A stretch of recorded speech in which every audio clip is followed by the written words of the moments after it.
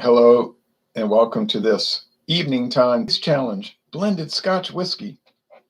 My friend David had called me a few minutes ago to tell me that. I said, "You have something important to tell me?" I was wondering if something was wrong. He said, "No, I was drinking Lagunitas IPA." He said, "Like a cream ale." I said, "A cream ale?"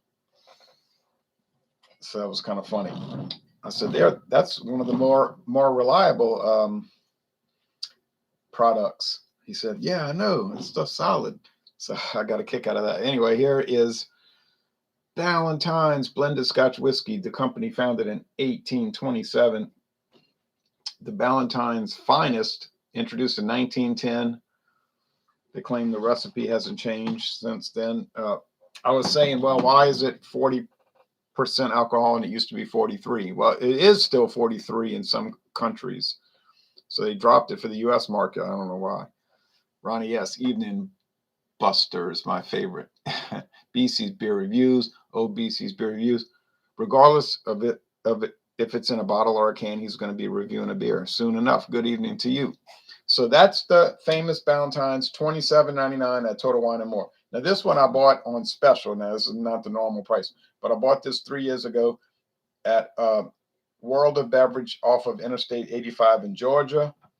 This is the King Robert II Scotch.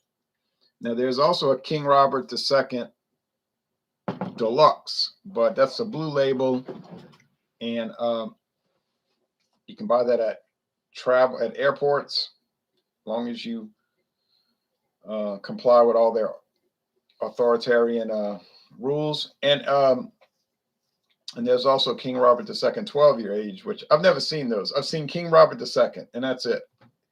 And I don't even think I've ever seen it in Louisiana, to tell you the truth. But I bought it in Georgia. It was $17.99 for this big handle bottle. I figured, what the heck. There's also King Robert II gin, vodka, rum. So it's like a whole line of inexpensive liquors made by Ian Macleod. I had some Johnny Walker Black Scotch this weekend. It was very good. That's on my to-buy list, Johnny Walker Black. It's definitely on my to-buy list.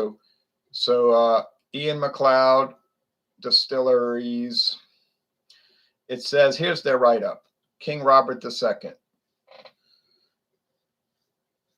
is long matured in oak casks. They don't tell you how long. And bottled in Scotland. This results in a product whose flavor is, quote unquote, second to none and is renowned throughout the world. Out of stock. If you want to order it online, it's out of stock. Well, that's great. Now, that's a bold statement. They said the taste is out second to none. Now, what brands do they have? King Robert II gin.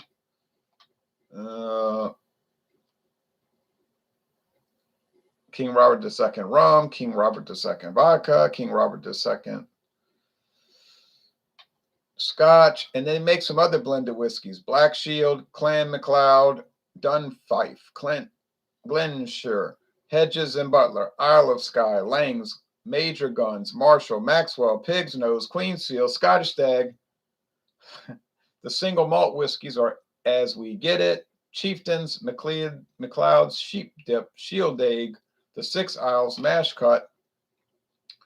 Well, I mean, this company has a huge portfolio. There's a distributor brand. I don't know what distributor brands are. I guess Atlantico rum is something they don't actually make, but they distribute it for somebody else and all of this. Anyway,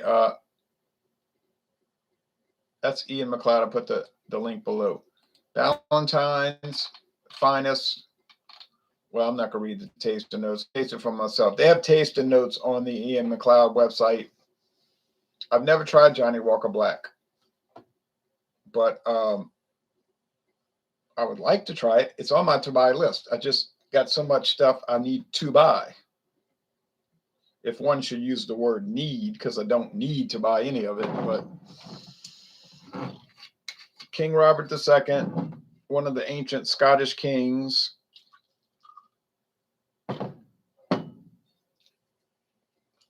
And the people in Scotland, some of the Scottish people today in the Kingdom of Scotland are all saying we need to break away from England and stop being part of the United Kingdom.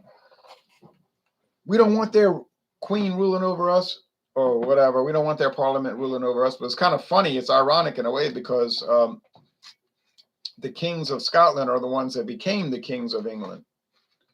The royal line of Tudor, if you remember, the Tudors died out. And their closest relatives were the Stuarts of Scotland. James VI, King of Scotland, was asked, or as people in New Orleans say, axed to be the King of England also in 1603. So he said, yeah, sure. So why not?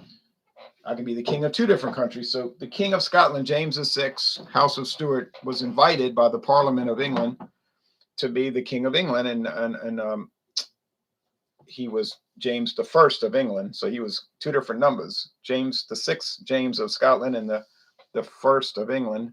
And then his son, Charles I, and then his grandson, Charles II, and then his other grandson, James II or James VII in Scotland. There was an uproar against his rule, so he fled. He fled, like literally, got off the throne and fled to France. And they said, "Well, since you quit, we're going to appoint your daughter as the queen." She was Protestant. He said, "I didn't quit. Y'all forced me out. I'm still the king." And so his daughter, Mary the first, Mary the second, Bloody Mary was the first, but Mary the second and her husband William the first became the co-king and queen of England. They were still the House of Stuart. And so then she died with no children, and her sister took over, Queen Anne. Then she died with no living children. She had so many children, but they all died, and they didn't outlive her. And then so that one of their distant relatives of the Stuarts was George the First of Hanover in Germany, in the German Empire, the Holy Roman Empire, and he became the King of England. And that's where all the royal family comes from since. But they're all I don't know why the Scottish people are always in an uproar. I'm like, well, your kings are the kings of England.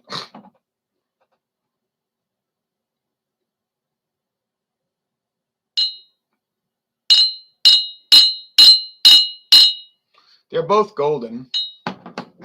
Hello, Ron, says Maxwell. Ronnie S. Hi, cheers. Hi, Maxwell. So there's Maxwell in the Russian Federation.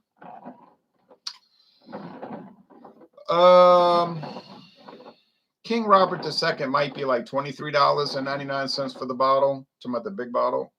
We know Ballantines is $27.99 because that's what I paid for it, and it's still listed at that price. Actually, I think I paid $26.99. It went up $1. We've had inflation the last year thanks to the United States Congress, the Trump administration, and this current administration claiming to be in power. So they do a lot of things bad, and one of the things they do bad is run up the bill on your tab. Not on their tab. They run up the bill on your tab. You're paying for it. That's a great deal, isn't it? You go out drinking and eating dinner every night and let other people pay for it. And you make them pay for it. They don't even have a choice. That's a good deal. If you're evil. Anyway,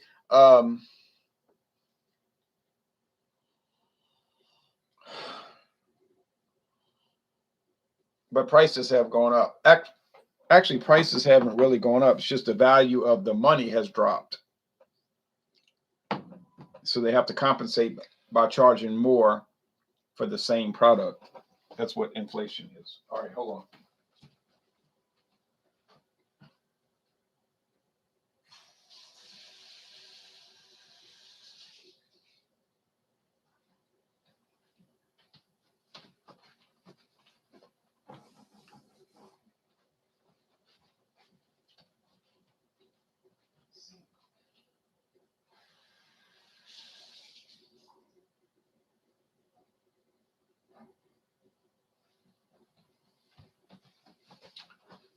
I think these two blended Scotch whiskeys have intrinsic value. They have some value, not a lot. They're cheap, but they have some value. Um, like your money used to have money. American money used to be backed up by gold, so it had actual value. I mean, if you had a dollar paper money, it was not a bill back then. It was a certificate. You could take it and trade it for $1 worth of gold, and later silver. Well, I think you had to have $10 to get gold, a $10 gold piece, and a dollar silver, and all of that. But that was until what, 1957? All right. Now the dollars and the $5 and the $10 and the 20 and the 100, they only have alleged value, which is obvious because of the prices you have to pay for the same product. You could go out to eat for lunch in 1933, get a full lunch with dessert, dessert, and all of that, and it would be like $1. And if it was from a food truck, it might be 60 cents, something like that. But you say, well, people only made, maybe 50 cents an hour if they were making good money. Yeah, that's right. Now you say, I make $15 an hour. I make $25 an hour. I make $55 an hour. Yeah, but everything costs the same as it did back then. It just takes more to buy the same amount. That's what I'm trying to say. That's why people that talk about minimum wage clearly don't understand monetary. They don't understand money. It's like the same people that support the minimum wage think a hamster running in a hamster cage in that circle is getting somewhere. Like, look at him, he's making a lot of progress. Okay, just polished off an 18 pack of core colors. Uh-huh. Well, you better cool it. Cheers, Louisiana Beer Reviews. Louisiana Liquor Reviews. Nina says, have a drink, Ron. Relax a little. This bud's for you. For all I do. This smells like cereal grain, meaning corn, and a little bread dough, meaning barley. So, okay. It smells like Ballantines if you want to get techno. Mike Gill Brown says, cheers. Ever get a chance to try Johnny Walker Black? Ronnie was just asking me. No, but I will, perhaps.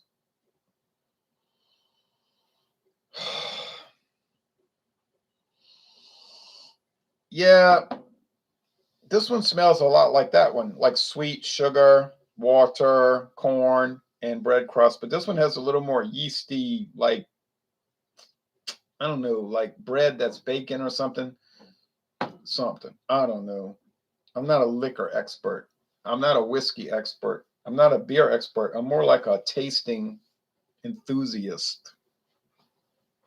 I like enthusiasms. Somebody was asking me, why don't you do a series of videos where you talk about each beer style? I was like, a beer expert should make a video like that.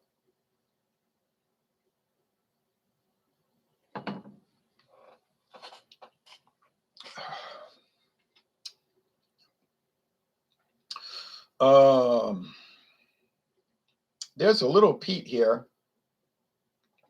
and we want to emphasize the word little, like almost none. It's sweet cereal grain and sweet bread. It's just sweet. It's mild. It's mellow. It's sort of bland. It's not bad. I never said these products were bad. I never said Ballantines was bad, ever. I just said it wasn't that great. I never said Grant's was bad. I just said it wasn't really too thrilling to me. I don't like it, but I don't hate it either. And if I had a chance to try some of the more highfalutin Grants, like the 12-year age and and the 15-year age and the 30-year age. And well, yeah, of course. I'll try them. I got to check these comments now. I got to taste this other one. I just finished my first bottle. No Ardbeg or Glenlivet, but an interesting blend. I'll buy it again. I think I'll probably feel the same way. Hey, Ron, quick history question. Was talking to someone about World War One, and they said one of the reasons for the Russia fiasco,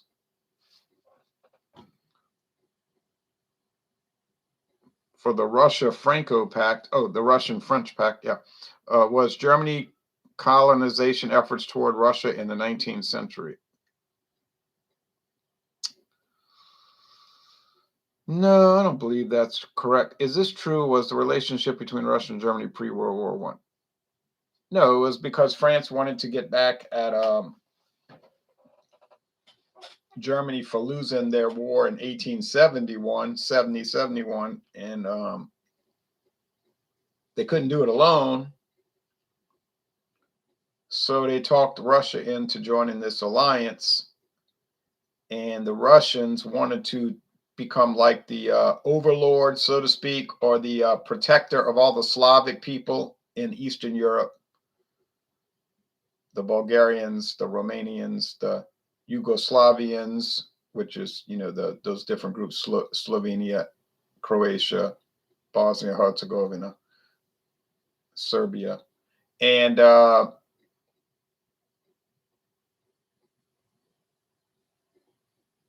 so they made an alliance. And France was figuring if we go to war with Germany, then Russia could hit them from the other side, and we have Germany boxed in, and we can get our land back, Alsace and Lorraine. And then Germany had this bad policy where they said, we'll just copy what the other Europeans do. We'll make alliances. That'll protect us. Wrong. Ding, ding, ding, wrong. It made them unsafe, and it got them in a war they didn't need to be in, and they lost.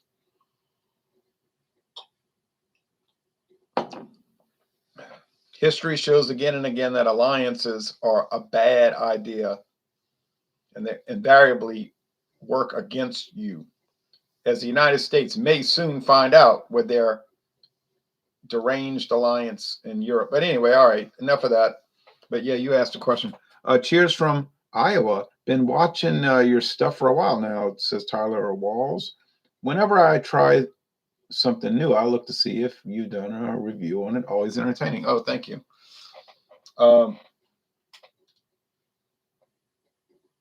Thanks. I enjoy talking to people about these things, but I like to get opinions from multiple people. I don't mind Ballantines, but I agree it's not that great. Michael, I'm all about that Monroe Doctrine. Oh, no.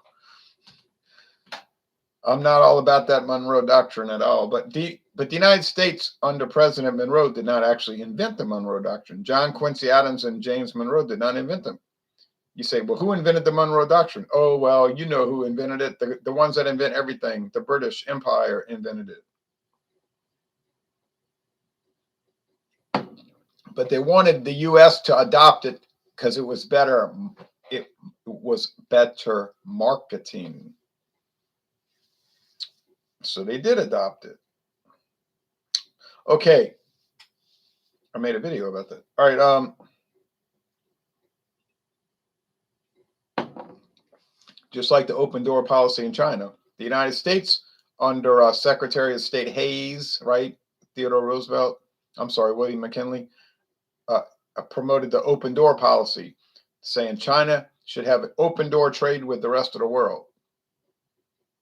And then all the other countries, Germany, Russia, Great Britain, France, signed it, Italy.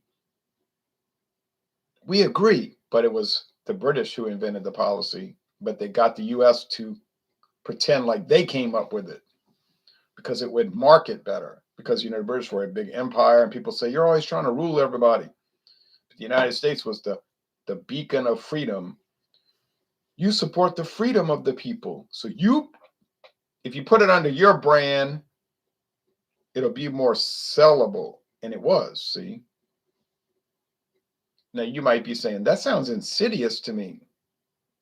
Well, by jingo, it is. All right.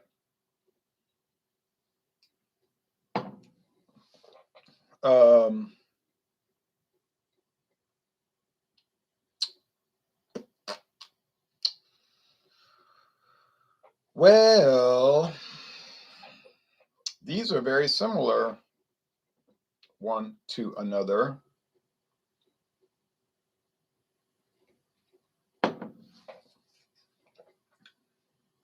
Let's look at it like this. Forget the smoke because there ain't none. Forget the peat because there really isn't any. What are we going to focus on right now? Let's focus on what we're tasting, which is sweetness, cereal grain like Special K cereal, something like that, old people cereal, and a little honey, and a little bread dough. Bread dough. Now I don't remember what King Robert II said about their whiskey, meaning Ian Macleod, the owner. But let's see again if I can find the history of it. I shouldn't have deleted it. Here we go. Tasting notes. These things are always overplayed. They never match up to what they're saying. You say, oh, yes, they do. You just can't taste Scotch. Possibility that could be the reason. I cannot say that is not the reason. They're saying color, not color, in the British Empire. Oh, I'm sorry. Oh, I meant to say the British Commonwealth. They color. COLOUR, color. In Canada, the Bahamas, England, Australia, they say color. We say color. Rich bronze. Oh, maybe more like rich gold. Palate. Creamy and warming. You notice I never said cream. Fruity with butterscotch. I didn't say a word about fruity, and I didn't say a thing about butterscotch. They said the aroma is sweet toffee. You never heard me say toffee. And vanilla. Didn't say vanilla. With pleasing spicy influence. I didn't mention spicy. The finish is long and complex. Long and complex? No,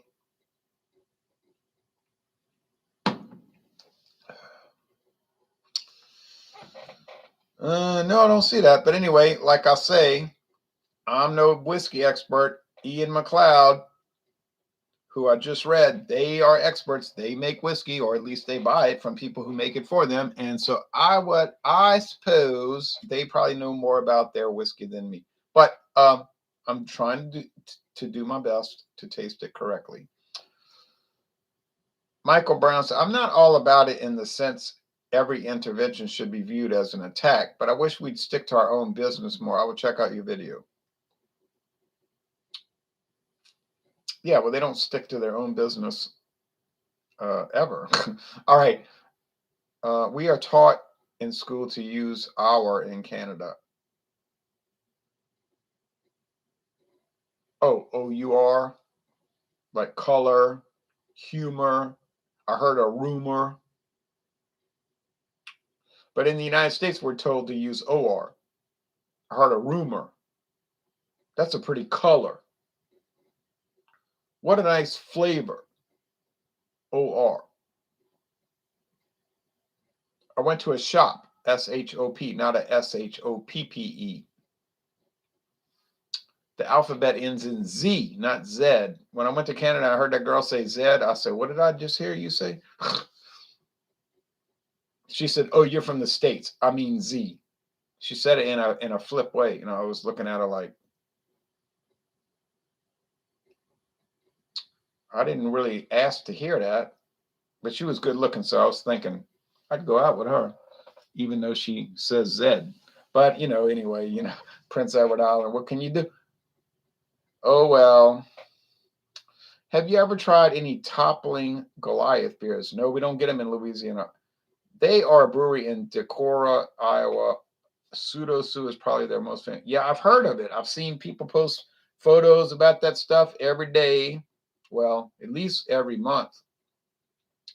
But I never seen them in Louisiana. I'd try it. Of course, I usually like everything I try, most everything. Ron has a lot of reviews, has tried a lot of products over there. I've tried a lot. But really, if you took every review I did and compared it to what's available, I've only tried like a little bit. All right, enough's enough.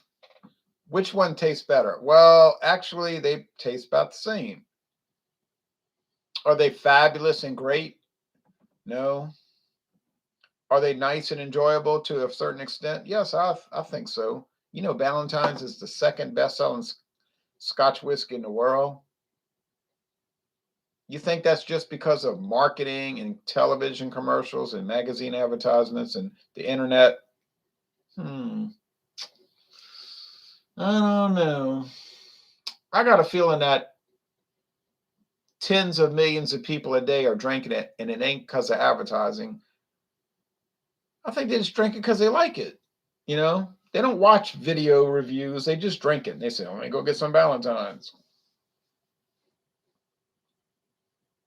If I was stuck with it, like I said, well, what if you were stuck with Valentine's and that would be the only Scotch you could drink? Well, I'd be sad about that. But I mean, I'd get used to it. I wouldn't. It wouldn't kill me. You know, I'd drink it. Like I hear people say, if I could only drink Budweiser and that was the only beer available, I wouldn't drink beer. That's pretty extreme.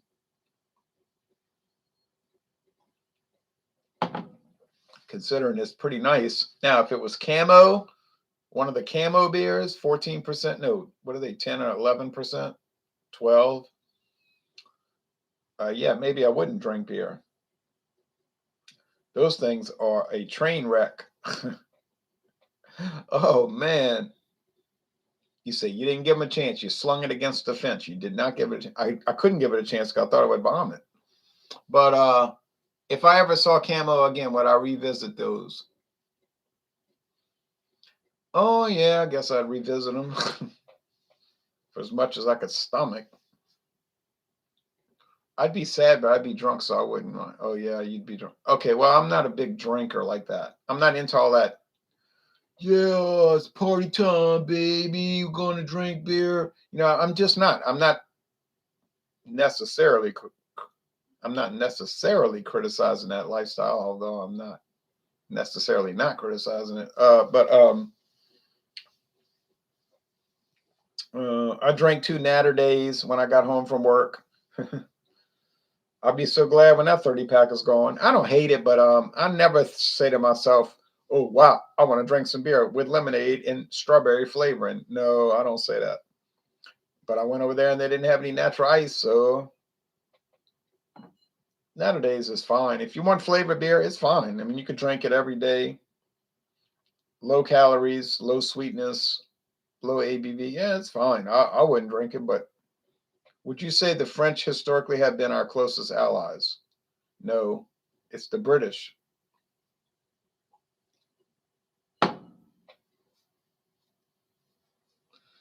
Great Britain, the United Kingdom of Great Britain and Northern Ireland. Why are they so close to the United States? For self-interest. People don't enter or people are, don't people do not join alliances because they like you. They join an alliance because they're trying to help themselves in some sort of way. And when the chips are down, they might show up to help you, but then they might not.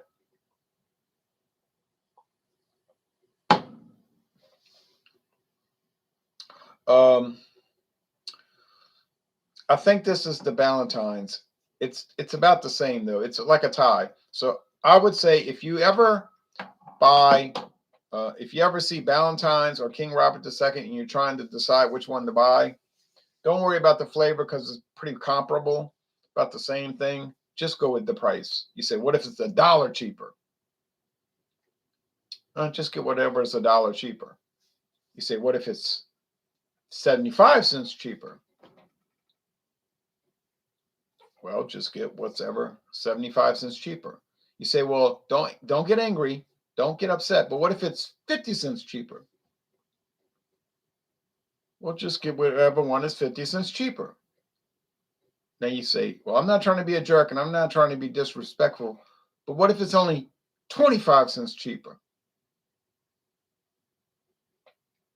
Well, get the one that's 25 cents cheaper because they're both 40% alcohol and they come in the same size bottle. You say, well, look, I don't want to push it too far and I don't want you to stop liking me, but what if it's only 10 cents cheaper? Even if it's only 10 cents cheaper, just get whatever one is 10 cents cheaper, okay? Because that's how close these are. We're talking about even Steven. And I'm saying this is Ballantines. Ah, but yet it's the King Robert. See what I mean? You say, well, you don't know how to taste whiskey. That's your problem. Okay, well then you do the videos and do blind taste tests, not these where you're looking at it. Blind taste tests and tell me how good you are at it. Let's see. If you want to make the videos, I'll watch. All right. That's it. It's a draw, more or less. Okay. All right. And if anybody wants to see something special that I got, I'll show it to you. If not, then we'll end this. I'll go watch college basketball, which I don't mind watching. The British are allies to us because we saved their behinds during World War II. No, well, Shane, that's not really true because the United States and the British have been in cahoots since about 1820. All right. I'm still trying to figure out why they fought these wars. Oh, I know why they fought the wars, the War of 1812, but that's another story. But no, the British, you see, the British were smart because they knew they could play this special card. Like if you're playing a card game, you have this special card you can play, and the card is called the United States of America. So in World War I and in World War II, they said, oh, well, we don't care because we hold in a special card. And it's the best card to play. It's called the United States of America. And we'll play that card and we'll fight to the last American and you'll lose. And they were right because in World War I, their enemies lost. And in World War II, their enemies lost. So, but anyway, they pulled it off twice. It's a pretty interesting phenomenon. They basically did the same thing twice. 1914 and 1939. They basically you know that movie Groundhog Day. They basically did the same thing twice. So that's a pretty interesting accomplishment. I recommend Shieldag. Oh, from Ian Macleod, 12 blended from Total Wine and Teachers blended Scotch, both inexpensive and great. Well, yes, I have Teachers on my to get list. I would like to try Teachers, and I would like to try the Shieldag. Well, I'd like to try everything, y'all, but I don't have the money. I mean, I guess I kind of have the money, but why would I buy every? I cannot. It wouldn't make any sense to buy everything. Now, last chance. Anybody want to see the special product I bought? I'm gonna count down from 3 to 0.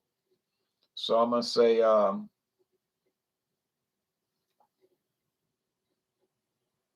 you want to see that something special? Shieldag is very cheap but good. Okay, here we go. So this was a draw. We didn't accomplish much, but I didn't expect to, honestly.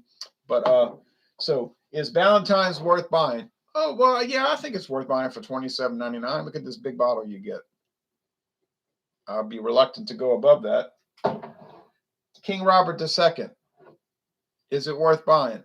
Yeah, especially if you get this huge bottle for $17.99, like I did at World of Beverage in Georgia off of Interstate 85 between Atlanta and the Georgia-Alabama border. Yeah, oh yes. But are they great, incredible products? No, that's why they were $27.99 and $17.99. All right.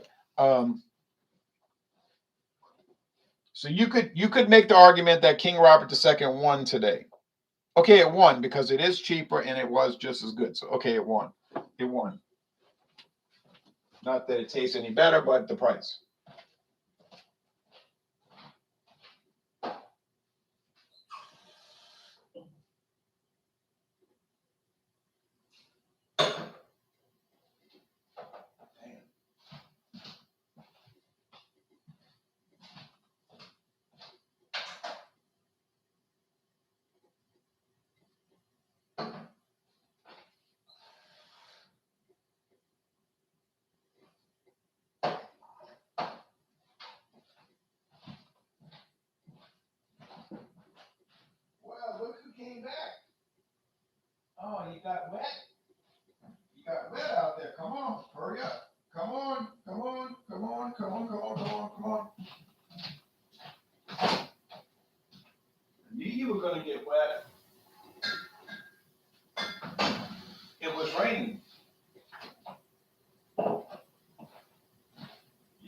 come in for a little bit. Come on.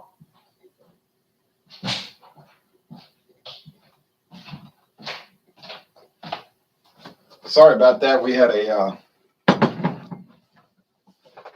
cat-related issue.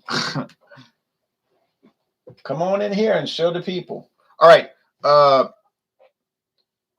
All these comments. Okay. A couple of old British gentlemen told me they appreciated us Yanks during World War II because if it weren't for us, they'd be speaking German now.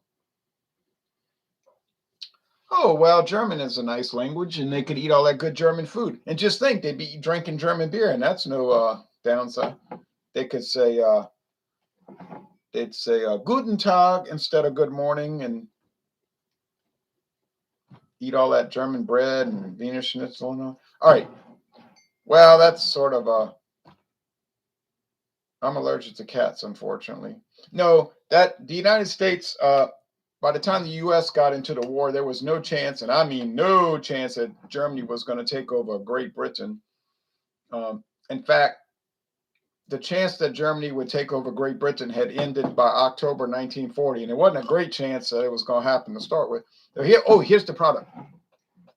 Pennsylvania Dutch, peppermint bark, cream liqueur. This is a new product. Look what it says. New. It's new. Pennsylvania Dutch. And they show this drawing of a farm. And if you look on their website, they show the actual photo of the farm, a photo. This is produced in Philadelphia, Pennsylvania, the city of brotherly love. It says established 1884, made in Pennsylvania, the Keystone State. And this is not a eggnog. I don't think it has any eggs in it. No egg white. I think it's just dairy cream. They got what they say on the website. It's not on their website. It's on Total Wine's website. But they said dark chocolate, white chocolate, and crumbled up peppermint candy and a dairy cream. This was $10.99 at Dorgnac's. Now Total Wine has it for 50 cents more. How you like that? That's cool, huh? This just hit the market. Look at that beautiful thing. Just hit the market 2021. So I poured it in my glass. It's kind of thin-bodied. I could talk about World War II for 10 straight hours. Y'all know what I mean? But I can't do it. Must be a dog. I'm allergic to cats, unfortunately. Did your cat that went missing Friday ever show up? That's her. What do you want? That's her. She was outside the door crying just now. She's okay. I thought she was dead. I never even had a whiskey sour before. I just don't know how I feel about egg whites in my drink. Says Panthers Rule. Well, honestly, it's pretty dang good. All right, so here we go. Look at that. Look at that.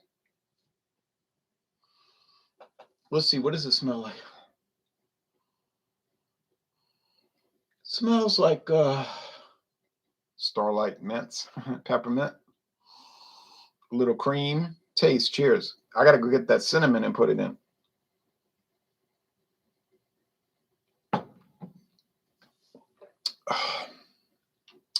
Apparently, peppermint bark is some kind of mixed drink you can make.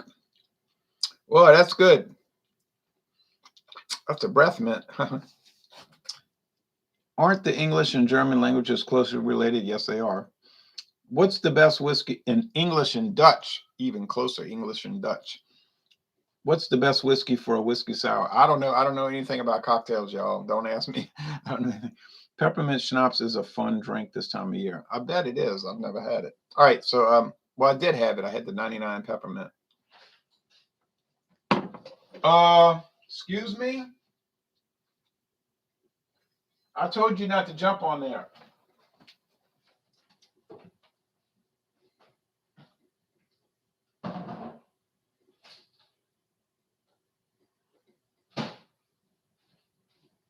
Stop trying to do that. Where are you?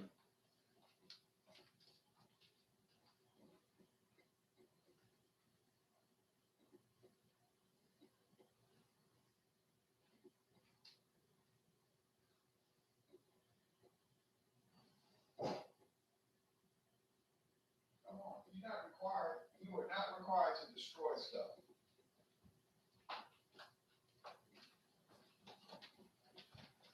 I'm sorry. This cat thinks it's a requirement to destroy things. All right. Bourbon? Which bourbon? All right. I don't know what y'all talking about. All right. So I'm going to put a little cinnamon in it. Me and Shane ought to do a hangout video where we talk about World War II. Shane Fudge and me. Shane of Arkansas and Ronald of Louisiana talk about World War II. That'd be a good video. I might make a theme like that. Ask me questions about World War II, because I've been saying the history and government questions, but it wasn't specific. Well, I'm glad for your cat is okay. Now she's giving you trouble. I thought the cat was gone, dead, but there she is. I knew she was going to come back after this rain. Well, I had a feeling. I said, watch when the rain stops. She's going to be back outside on the porch crying. There she was. Okay, cinnamon time. Come on in here. I live in Canada, so I can't comment much, but Buffalo Trace is good. I don't know why you can't comment. Buffalo Trace, you can get it in Canada, I'm pretty sure. I don't live in Scotland, but I'm doing Scotch. I don't live in Pennsylvania, but I'm doing Pennsylvania Dutch peppermint bark. Oh, this cinnamon really makes it great.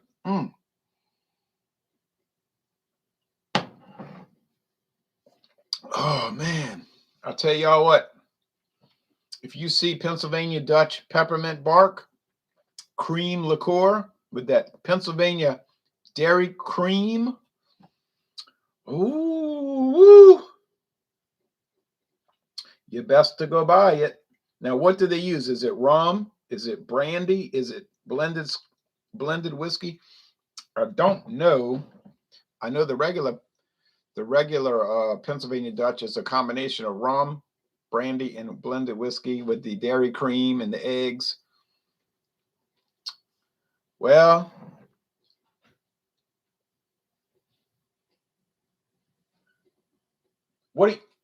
I gotta go, y'all. I gotta see what's going on.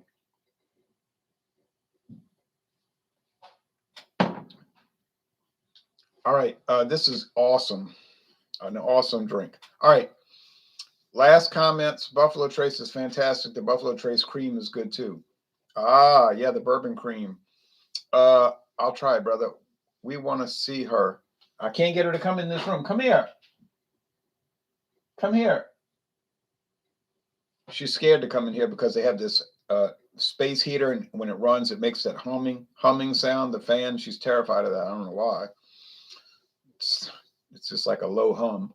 But you know, cats are strange. I live in Canada, so I'm reading Churchill's History of World War II. I like his writing style. Yeah, I don't want to get into Churchill right now. That'll start a major conflict. We want to see. Good evening, Jay, says Bart Robinson. I'm enjoying a nice cold Schlitz Gold Bull. It just suddenly appeared in South Jersey. Well, that's great news. I wish it would suddenly appear here, although it's too strong for me anyway. What's everyone currently drinking, says Tyler. Haven't tried much bourbon. Maker's Mark is like $40, and I would rather buy a Scotch.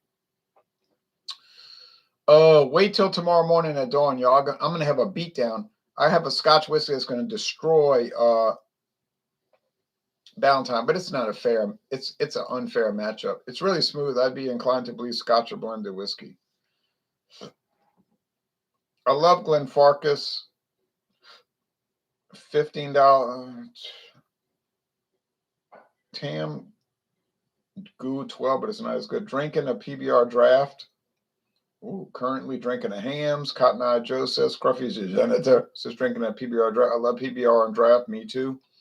Currently enjoying a Bell's Christmas Ale. That's a good one. Watched your couple reviews on it recently. Yep, that's a good one. We need to get that back in Louisiana again. All right, thanks everybody.